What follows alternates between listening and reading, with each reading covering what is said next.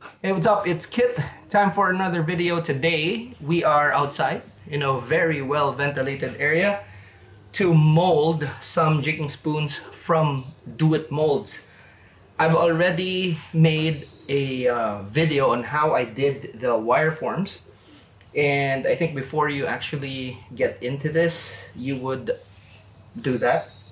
Watch that video so that you have an idea. Now, the reason why I had to make that video is because, buying these wire forms is not really an option for a lot of people that are outside of America, the weight and all this. And you don't need 100 at a time. And that's basically what they're selling for, like 100 at a time. So, like, take for example, for me, that I just want to mold a few for me to use and all that. It's much more practical to actually just buy wire so that I could form it myself, and I could use that wire for a lot of other things like leaders and stuff like that. So I'm going to show you how these things actually work. Okay, so after this, I'll show you exactly what the thing looks like. But if you actually come closer, and you see here, okay, it's just the ordinary, basically kind of like the ones that you buy. Okay, so I have them all lined up. And the most important thing is when you close your mold is that it closes perfectly. Okay, so our lead melter has been working, and again, we're in a very well ventilated area, so take note of that. Now, I want to make this pouring as close to the hole as possible, so I'm putting a something here to support it. Okay, and then I can then proceed to just fill them up. Okay, there we go. Whoop. Okay. And then last one.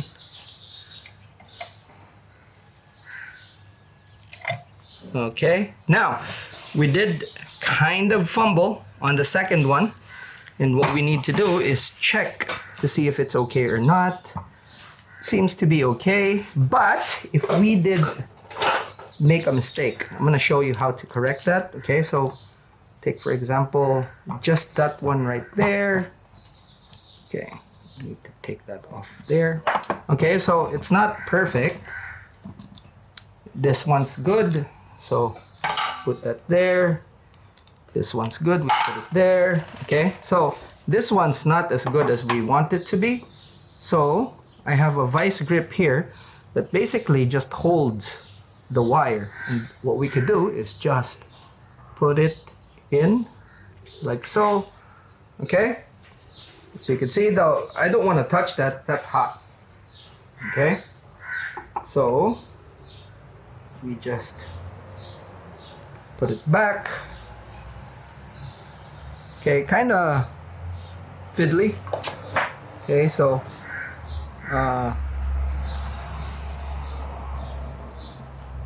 just put it there in position,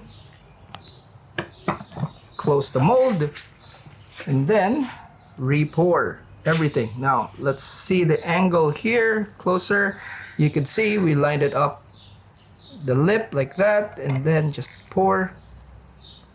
Bang.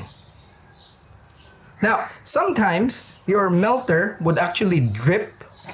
Okay, this is why I have this pan here. As you can see, it's starting to drip there. Now what you could do, just a tip for you guys that have this, just tap it and it should stop.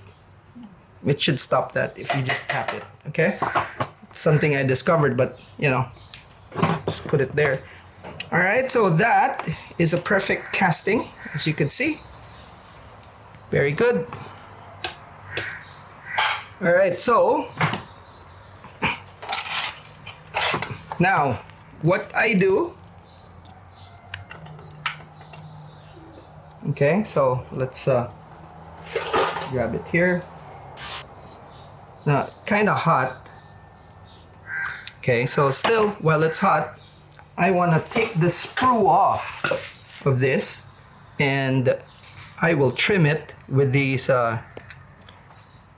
cutters. Okay, what I do is actually make some space for myself here. Okay, I will bite on the sprue and pull out. Okay,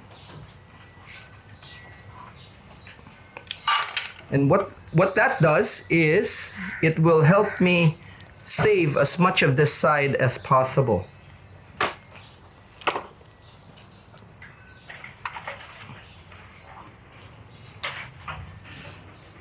You can see the lead's still a bit hot to handle. So, okay, now I'm gonna take another type of cutter here, okay, and I'm gonna show you the difference. Okay, if you cut it sideways like this, okay, you'll see that the cut isn't as clean. And if you use these shears, okay, so cuts it cleaner. Okay, so it kind of depends on how you want it. Okay, or what you have in hand on hand. Okay, so still a bit warm, but as you can see, the wire forms perfect. Okay, now that off. Okay, have that little bit there. Okay, now to clean that up, you get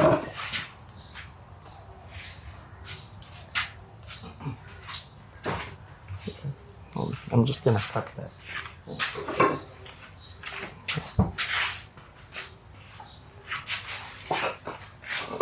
To clean this up, you just get a file.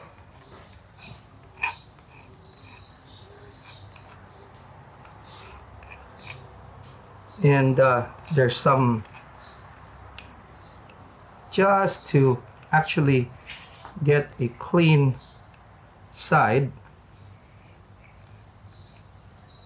run your file just a tad bit. It's soft metal, so it's not gonna take much to clean it up.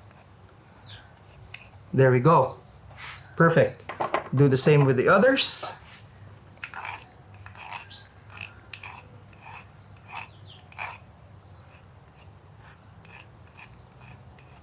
Okay, I'm gonna file down this side here just so I get an equal side with the other.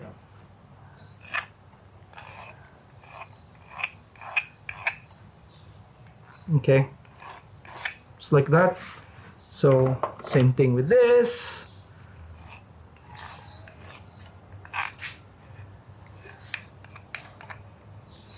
It doesn't take much. It's soft metal, okay? And that is it. Ready for painting and whatever we're gonna do with them. All right, so I'll see you guys inside, okay? Okay, we're back, and I have a treble hook here, which I think you see. Let me just fix it so you guys can actually have a better view. All right, now we chose the second to the biggest one for this particular demo, and we are using the ST46TN from Owner. Now there's two choices here, and this is literally why I actually chose this. Now, easy method or easy way of doing things is like what I have done here. Okay, so very, very easy. Instead of actually dressing your trebles with something, you know, kind of I guess for some people it would be kind of difficult for one reason or another. You can get one of these bladed treble hooks, and I'm gonna show you real quick how we put this together, because you know, it is that complicated. All right, so you choose again, like I said, you know where the sprue was. I always put that to the back. Just me. It doesn't have to be there, but it's just me. Okay, so put the split ring there. Okay, get your treble, install it. This is a size 6, the same treble as this actually. I've just put a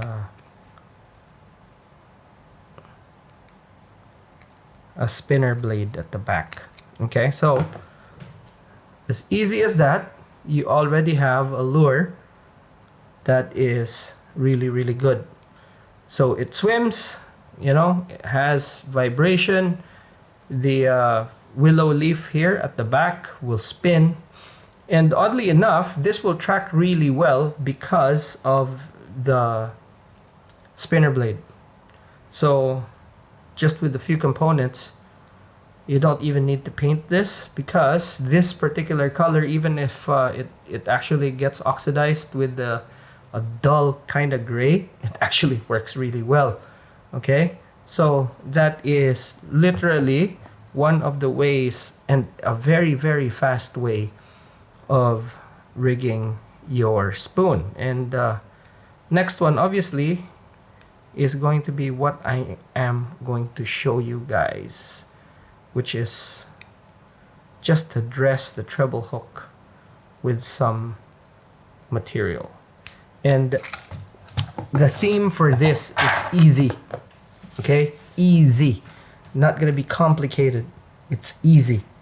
Okay, so I have tying thread here, just a few wraps like so. Okay,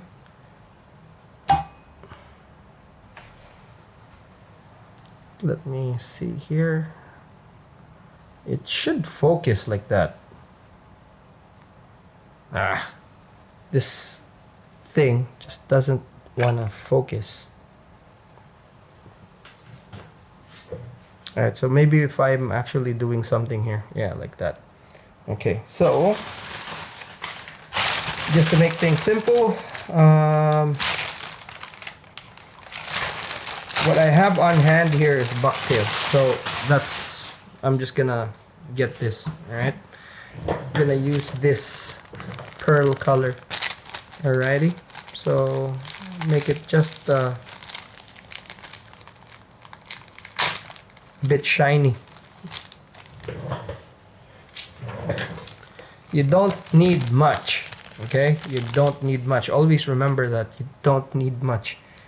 A lot of people tend to go overboard when it comes to flash and even all sorts of material. Okay, so what I'm doing here is just taking about 4, actually just 3 strands, and that's from the one side. Okay, not the whole thing, just the one side. I'm gonna take 3.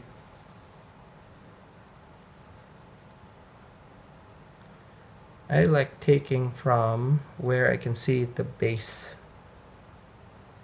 Okay, so that right there. So that's 4, just 3. Okay, for me, you could put 4 if you want, but I like just 3. And believe it or not, that is way more than enough. Now what I'm gonna do is I will pull one to the side here and one there.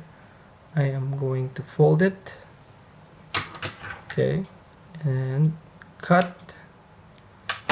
Then I'm going to kind of do a taper. All right, so one there. Okay, I am just going to wrap that like so. Okay, nothing fancy. Okay, and then I'm just gonna fold it and put it to the other side, just like that. And then I'm gonna do a few more wraps, and as you can see there, it's a nice bunch. That is it. That's more than enough. Okay, that is more than enough. Now,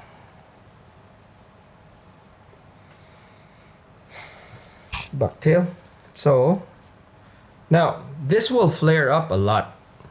Okay, just know that. So I'm gonna take just a tuft at the back right there, and I don't want to go overboard. Okay, so just like that. Now we're gonna take the fluff off, and to do that you hold the tips, pull from the back. Okay, just like that. Now we don't need a lot for this. Okay, now I'm gonna choose a flat side, like right there. Okay, just like that. This is not gonna be anything complicated. Okay, so I'm gonna use that. Okay, so what I will do to make this easier for me is I'm gonna flip this around like so. You can see I have access to the flat side right there. Okay, I'm gonna take my fur. Now I'm gonna make sure that the tips are even, just so it's easy, so that if I put this here, you can see. Okay, I'm just gonna make a loop around it 2 times. Third time I'm going to pull down. As you can see, it stacks up real nice.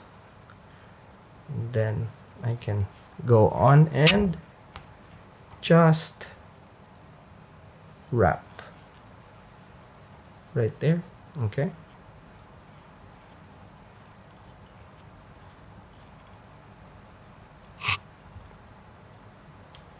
just like that.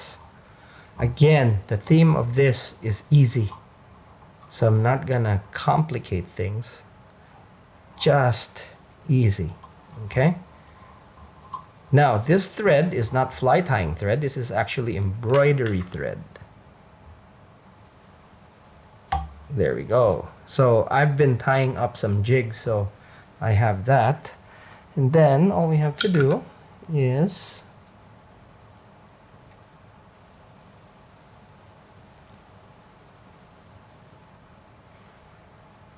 all we have to do then is just put some super glue in this thing.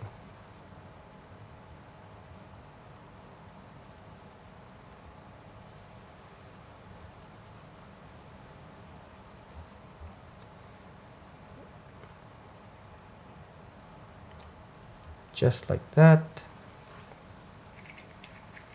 And then I'm going to set this aside to dry, and that's pretty much done. Okay, so again, something very simple. Attach that there, and that's it.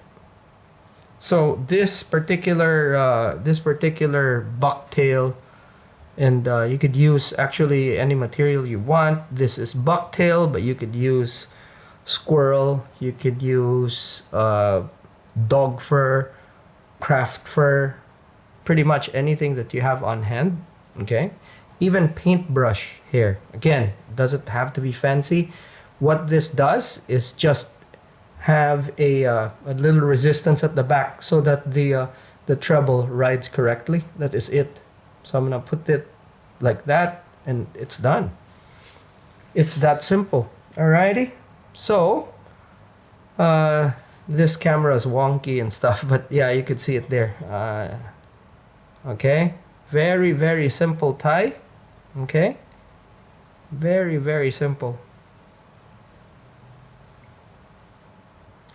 Okay, now, if